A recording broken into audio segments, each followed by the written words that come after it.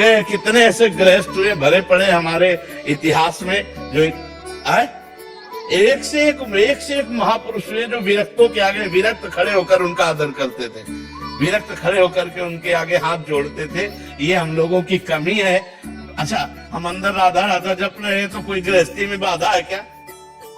रसोई बना रहे राधा राधा राधा राधा राधा, पोछा लगा रहे राधा राधा, फावड़ा चला रहे राधा राधा, व्यापार कर रहे राधा। ये हमारी बेईमानी है, ये हमारी बेईमानी है कि हम अपने को गृहस्थ मान करके और भगवान से विमुख हो जाते हैं। ऐसे लोग हैं कि एक माला भी भजन नहीं करते, रात दिन लड़का बच्चा रुपया पैसा धन संपत्ति। इसलिए नाम जप करो, अच्छे आचरण करो, गंदे भोजन का त्याग करो, गंदे आचरणों का त्याग करो, तो आप आनंदित हो जाओगे। ये मत कहो कि हम गृहस्थ हैं तो हम भजन नहीं कर सकते। भजन तो कर सकते हैं प्रभु। तो फिर गृहस्थी में क्या है? तुम्हारे 4-5 लड़का बच्चा होंगे, हमारे 500 हैं। बताओ ना, बहुत सरल है। हाँ, तुम्हारी गृहस्थी में 5-7 लोग होंगे, यहाँ 5-700 है। 500-700 लोग हैं जिनका रोज भोजन सुबह शाम दोपहर। तो कितनी बड़ी हमारी गृहस्थी, तुमसे बढ़ के गृहस्थी है।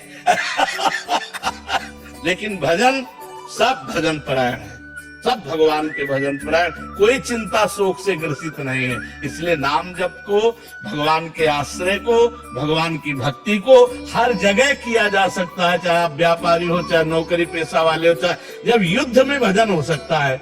मामनुष्मर युद्ध च, तो फिर और कहाँ भजन नहीं हो सकता। जो गति एक सन्यासी को होती है वही गति एक गृहस्थ को होती है। सच्चाई से चले, ईमानदारी से भजन करते हुए, अपने धर्म का पालन करते हुए। एक तपस्वी थे कश्यप जी, उन्होंने बड़ी तपस्या की एकांत में।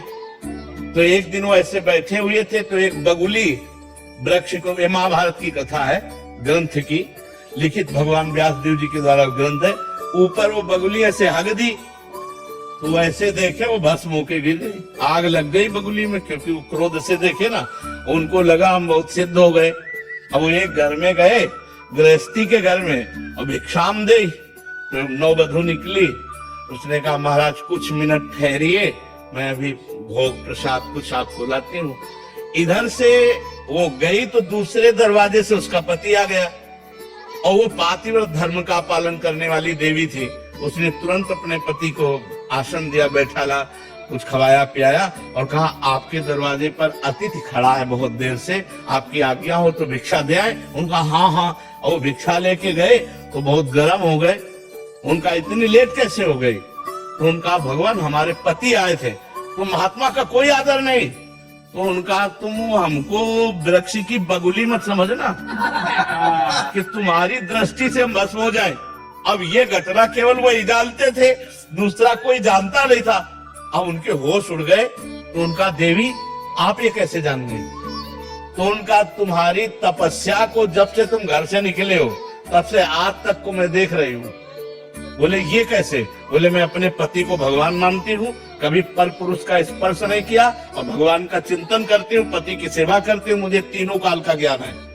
अब आप समझो कि विरक्त को उपदेश दे रही थी एक गृहस्थ नारी।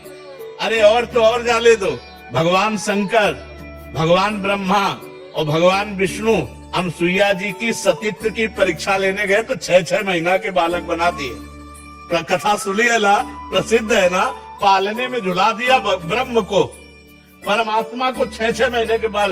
गृहस्थ धर्म कोई साधारण, हम लोग आकाश से पैदा हुए हैं क्या? गृहस्थी भी तो पैदा हुई है। आज भी हम पल किससे रहे? गृहस्थों से ही तो पल रहे। तो गृहस्थी धर्म कोई साधारण धर्म समझते हो क्या? विरक्त धर्म का पोषण करके अपने परिवार का पोषण करना धन्य है गृहस्थ धर्म। लेकिन गृहस्थी में पापाचरण छोड़ो, भगवान का नाम जप करो, धर्म से चलो तो गृहस्थी धन्य हो जाए। अब शराब पियो, मांस खाओ, पराई स्त्री से बेविचार करो, गंदी गंदी बातें करो, तब तो नरक का रास्ता है, चाहे कोई भी हो, गृहस्थ हो चाहे विरक्त। अपने अपने धर्म से चलो तो हम सब पहुंचेंगे एक ही पिता के घर। हम अपने धर्म से चले, आप अपने धर्म से चलो, दोनों को परमात्मा प्राप्ति हो जाएगी। इसलिए ये बात कह के कि हम गृहस्थ हैं, भगवत प्राप्ति हमारे लिए दुर्लभ, ऐसी बात नहीं, सबके लिए सुलभ है। भगवान का चिंतन करो, धर्म से चलो। एक गृहस्थ के लिए सात्विक भोजन क्या होना चाहिए? जैसे हम लोग वेज के नाम पे सब कुछ खा लेते हैं, हाँ, हमने पिज्जा भी खा लिया, हमने बर्गर भी खा लिया, तो नहीं नहीं, ऐसी चीजें जो बाजार में अपवित्र लोगों के द्वारा बनाई गई हैं, वो हमारी बुद्धि में रजोगुण और तमोगुण पैदा करेंगी। आप घर में छौंक करके दाल पाएं और वही फ्राई करके होटल से मंगवाएं, अंतर हो गया। घर की छौंकी हुई दाल सतोगुणी, बाजार की पवित्रता से बनाई हुई दाल रजोगुणी, और कहीं बासी दाल छौंक दी गई तो तमोगुणी, वो तमोगुण प्रदान। और प्राय ऐसा होता है कि दाल उबली रखी और 4-4, 6-6 दिन की दाल वो फ्राई तुरंत करके आपको दी जाती है। तो ये जो होटलों का बना हुआ भोजन है, इनमें पवित्रता का ज्ञान ना रखने वाले लोगों के द्वारा निर्माण हुआ है, तो वो प्राय रजोगुण और तमोगुण ही बढ़ाता है। कोशिश करे कि अपने घर का भोजन पावे। और जब ऐसी परिस्थिति ना हो कि अब जैसे कोई नौकरी पेशा या बच्चे पढ़ रहे हैं, अब उनको घर का भोजन नहीं मिल रहा है, तो फिर मांस मछली आदि त्याग करके पवित्र भोजन, जहाँ जिन होटलों में मांस मछली ना बनता हो, उन होटलों का भोजन लेकर के अपना गुजारा करे। बकाया वो भजन में बाधक है। साधक तो घर की रसोई का ही है, जो पवित्र। आपको कितने 56 प्रकार के भोग बनते हैं, घर में आप आराम से बना करके पाइए। आपको जो चाहिए वो घर में बना लीजिए। बाजार की चीजें जैसे ये आजकल वो चला कि 1 मिनट में पैकेट खोला और चाउमीन ऐसे किया, वो ये सब नहीं। घर की चीजें, 2 रोटी ले लो, नमक ले लो, जरा सा तेल या घी ले लो और वो खा के गुजारा कर ले। सब्जी, रोटी, दाल, दही, दूध, घी, ये बहुत अच्छे अच्छे अपने आप पदार्थ हैं। आप 2 पराठा बना लीजिए, नमक से खा लीजिए, लेकिन ये पिज्जा, बर्गर, ये चीजें मत खाइए। ये आपके स्वास्थ्य के लिए भी हानिकारक है और परमार्थ के लिए भी हानिकारक है। आपके बुद्धि पतित हो जाएगी, परमार्थ लायक नहीं। और आजकल लोग यही पसंद करते हैं, गंदा आहार हो, गंदा पेय हो तो बोले VIP पार्टी रही, और अगर सात्विक बढ़िया खीर पूरी सब्जी रोटी बना के पवाला तो पार्टी रही। कह रहे कि उसने कुछ करा ही नहीं। कहे हाँ उसने कुछ किया।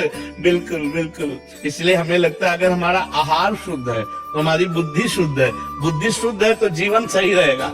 ये अशुद्ध बुद्धि का ही तो लक्षण है। अब मान लो पिए पाए शराब में नशे में मार दिया गोली, अपने भी मार लिया, खत्म खेल। अब वो भूत प्रेत बनेंगे और क्या बनेंगे? देवता थोड़ी बनेंगे, भूत प्रेत बनेंगे। ये अकाल मृत्यु जो है, ये इस तरह की हत्या, वो निम्न योनियों में जाएंगे, भूत प्रेत नीच योनियां प्राप्त होंगी। इसलिए हमें लगता है हमारा भोजन शुद्ध होना। बच्चा अपनी माँ से नाराज हो जाता है, मार डालता है। कितने ऐसे केस देखो ना, माँ किसी दूसरे से फंस गई तो अपने बच्चे की हत्या कर देती है।